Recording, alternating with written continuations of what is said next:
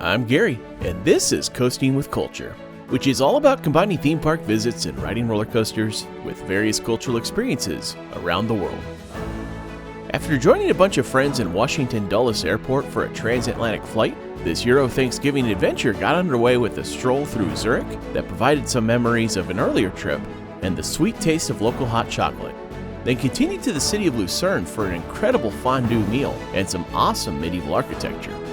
Now it's on to the main destination of this journey, the Europa Park Resort, for a chance to enjoy an evening at their indoor water park and 2 days of checking out their coaster collection and assortment of fun dark rides with a little bit of Christmas flair.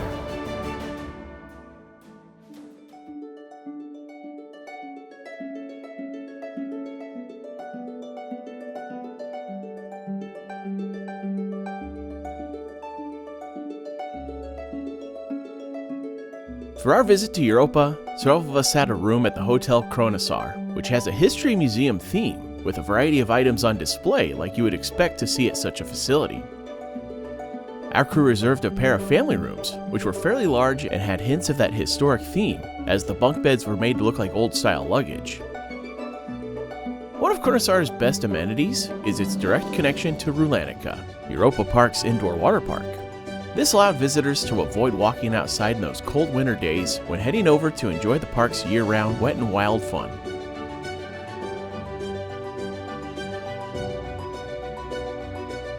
Rulantica itself feels very spacious compared to what I've seen for other indoor water parks, and they take the theming here to another level.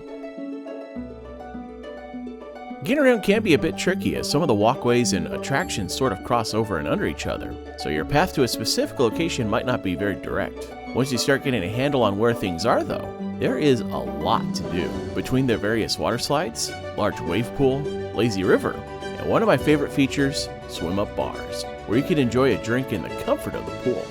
I can honestly say I've never been in a pool with booze at the same time. This is incredible. Yeah, so, Prost! I am in Rulantica in Deutschland at drinking a Mai Tai. And it's delicious. We might not have had enough time to try everything, but I definitely include Rulantica again on a return visit to the resort. For this trip though, we had the main attraction to enjoy for the next couple days.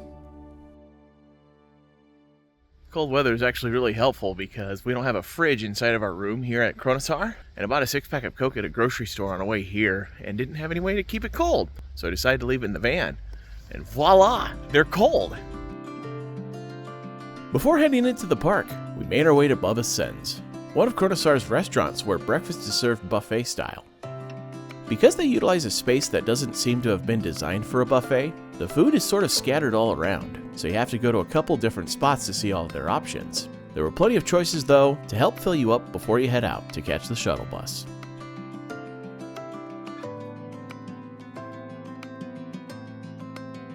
The bus won't take you to the front gate, rather you ride it over to Hotel Castillo Alcazar, which is the location of their special resort guest entrance on the opposite end of the park.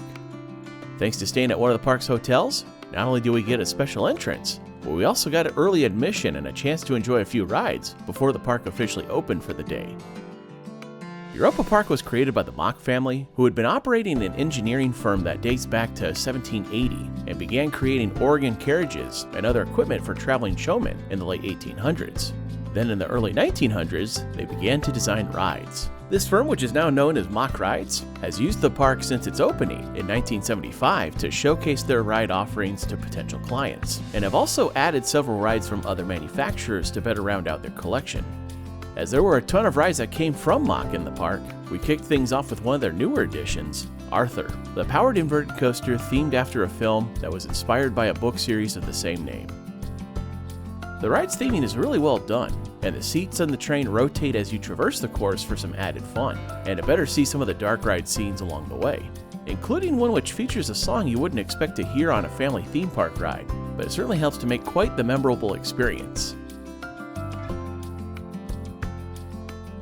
We next took a spin on Alpenexpressen, another Mock product, which is the newer version of their powered coaster, since the original version had been severely damaged during a fire in the park a few years earlier. You can see its modern style with its individual lap bars, and some really neat touches such as a steam effect also gives the ride a bit more of an authentic feel, and some special Christmas lights were added for the holiday season.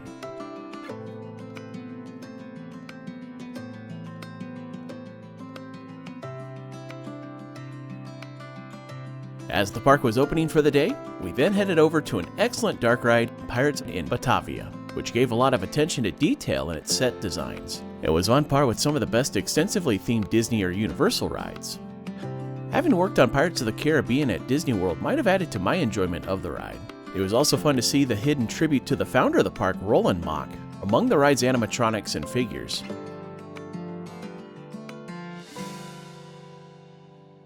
At this point, we had yet to ride any of the major coasters, but that changed when we went to the newest coaster of the park, Voltron, a custom mock Big Dipper that was one of the most anticipated rides of our visit. The queue itself is an experience though, as they have a couple of really fascinating features, from an endless water loop that you can walk through. And the main indoor section of the queue had a collection of Tesla coils that go off periodically with varying levels of power to create different tones for the sake of giving a short but electrifying musical show.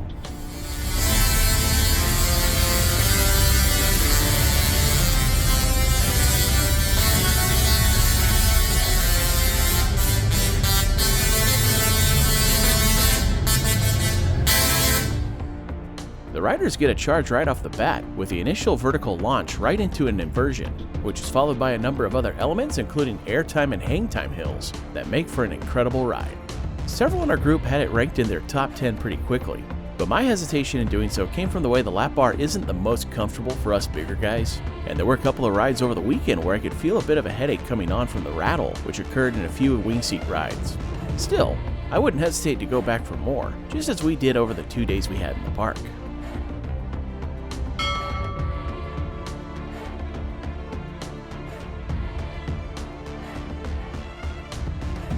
Heading to the park's Iceland section, the Great Coasters International Wooden Coaster Wodan was the first real disappointment of the weekend.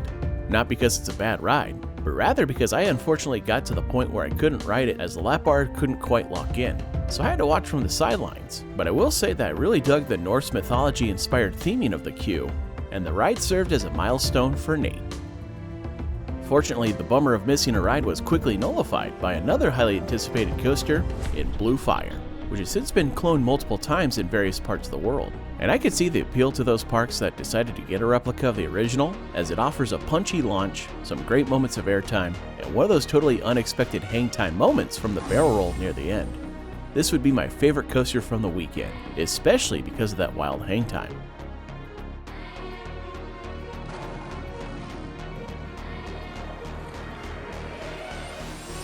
What followed might have been one of the strangest coasters, Euromir. This space-themed coaster was one of Mock's first with rotating seats, which was a controlled rotation that mostly happened during the extremely long spiral lift, with some sweet rave music while climbing to the top. The rotation continues upon exiting the lift tower and rolling on the track high above like a strange new version of a wild mouse. It does stop the rotation when it gets to the larger drops, and there was some unanticipated increase in intensity with some of the wild laterals and jostling transitions, making the ride a bit more thrilling than it would have been had it only been the long lift and straightaways that preceded it.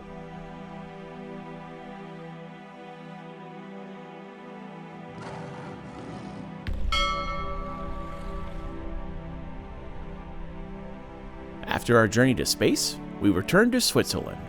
Sort of. We came to the Swiss section of the park, and here we found some more coasters from the Mach catalog, including Schweitzer Bahn, their bobsled coaster which had a fun layout, including an unusual larger drop and uphill section, which is then followed by the signature twists and turns of the unique model. Unlike other versions of this ride though, they have a fun viewing spot with suspended seats that look like chairlifts, where you can watch the train circle around you.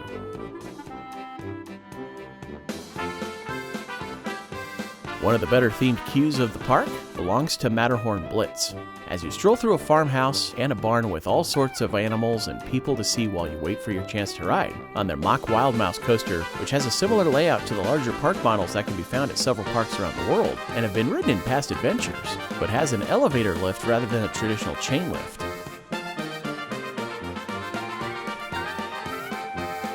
At this point, It had been a while since breakfast, and something within the Swiss village surrounded by Schweizerbahn had caught my eye, and that was an absolutely delicious cheese soup. What do you think? This is good soup. Yes, it is. Oh, I'll tell you what though, on a cold day like today, it's just perfect. Ancient beans.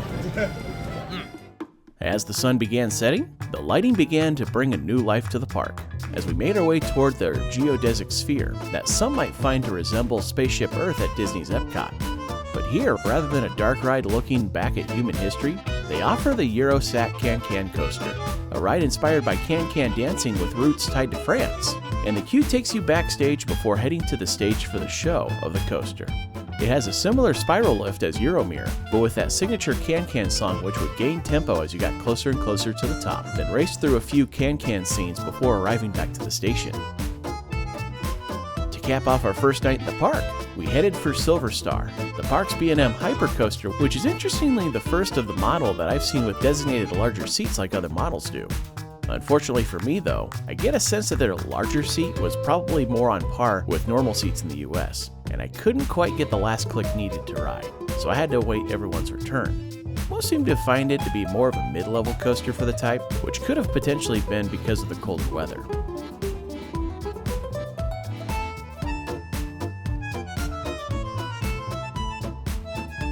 While the park still had a few hours to go, there was a Christmas market located relatively nearby, although we did come to find out that the hours were a bit limited for when we would get there. But after a bit of a debate, we decided to go for it anyway, and began to drive over to France for a visit to Strasbourg. As we got into town, it was challenging enough to find parking nearby, but even more so for the larger van. And as the rest of the crew got in, they found that most of the vendors were already closing up, but they still at least got to enjoy viewing the cathedral. Even though the side quest didn't quite go to plan, it was neat that some folks got to have their first visit to France, and we might have even had some fun with seeing how fast we could get the Gary bus to go on the Autobahn as we managed to hit a top speed of 180 kilometers an hour. An exciting way to cap off the night with another park day to look forward to.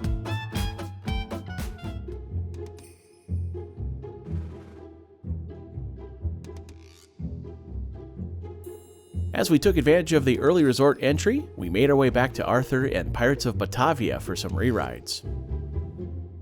After that, we'd head over to the Greece section, where we found the park's mock Youngstar coaster, Pegasus, which is similar to Gauderblitz at Family Park in Austria, but of a custom layout that's sort of tucked away in its own corner, rather than having pathways surrounding it like its Austrian counterpart. The other attraction we enjoyed in the Greece section was Curse of Cassandra, a Vekoma madhouse with a fairly unique ancient Greek theme.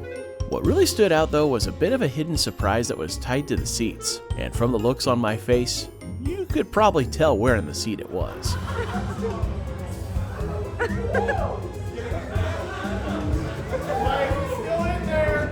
While there's also the water coaster Poseidon, which opened up later in the day, I decided that getting wet in this weather wasn't something I was too keen on doing, especially since I'd be looking to come back to the park in the future for the rides I missed out on.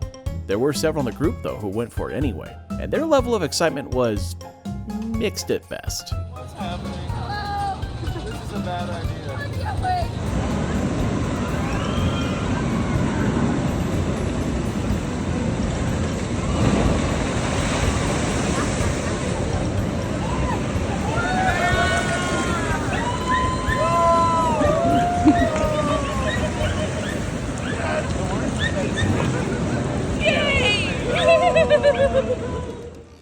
With one last coaster to ride, several of us went to ride Ba'a Express, a very tiny art engineering coaster with a simple oval layout of a drop and a turn back into the station. Definitely not the most exciting coaster, but certainly an adorable ride. Having completed the park's coasters that were open and that I had the ability or desire to ride, the rest of the day would be a series of coaster re-rides mixed in with other attractions. Whether it was to take in the elevated views from Euro Tower, or going for a lap on several of their dark rides, each of which offered something to enjoy. The Snowflake Sleigh Ride had a lot of old school dark ride charm.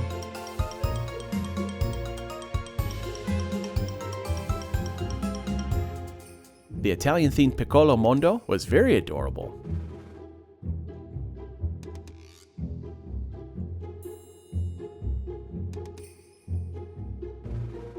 Castillo di Medici, which was also in the Italy section, felt very Disney-inspired, not only because of its haunted theme with a stretching room effect in the queue, but also for utilizing a similar Omni-Mover ride system a rather famous spooky Disney attraction has. Madame Freudenreich's Curiosities also had a similar ride system as you enjoy a whimsical journey to see various creatures she houses.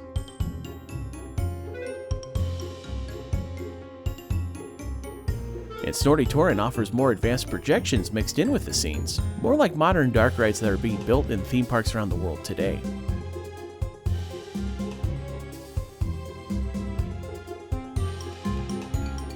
As night fell across the park again, it again gained a bit of extra magic as the Christmas lights came to life. And because of the holiday season, the park hosts a small Christmas market, like some of the larger ones you'd find in various European cities, complete with special beverages and food to enjoy.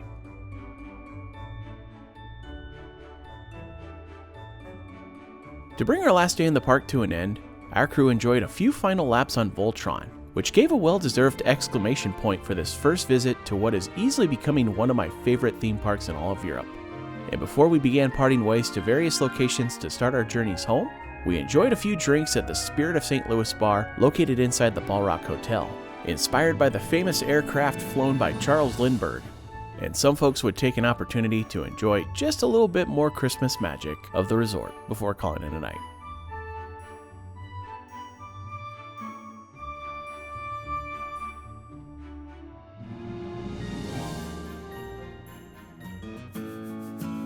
And with that, the weekend at Europa has come to an end, and it's time for the journey home to begin. So now we make our way to the Gary bus and head on out to Zurich. Most of the drive to Zurich was quiet as everyone else tried to catch some additional sleep from the early morning, but it wasn't long before the Gary bus crew crossed back into Switzerland and returned to the airport for flights back home. Some had more immediate flights, and others had a little bit of time, but there came a point where everyone in our crew was on their way back. Well, almost everyone, because my original plan, it ended up falling through. Got f***ing Larsened again in Europe. Thank you for watching this video from Coasting with Culture. If you enjoyed it, please give it a thumbs up and click on the subscribe button to see future videos here on YouTube, like these ones which you may enjoy as well. Additional content can be found at coastingwithculture.com, and you can also follow Coasting with Culture on various social media channels at CoastWCulture for announcements, previews, and updates. Thanks again for watching, and until next time, take care and safe travels.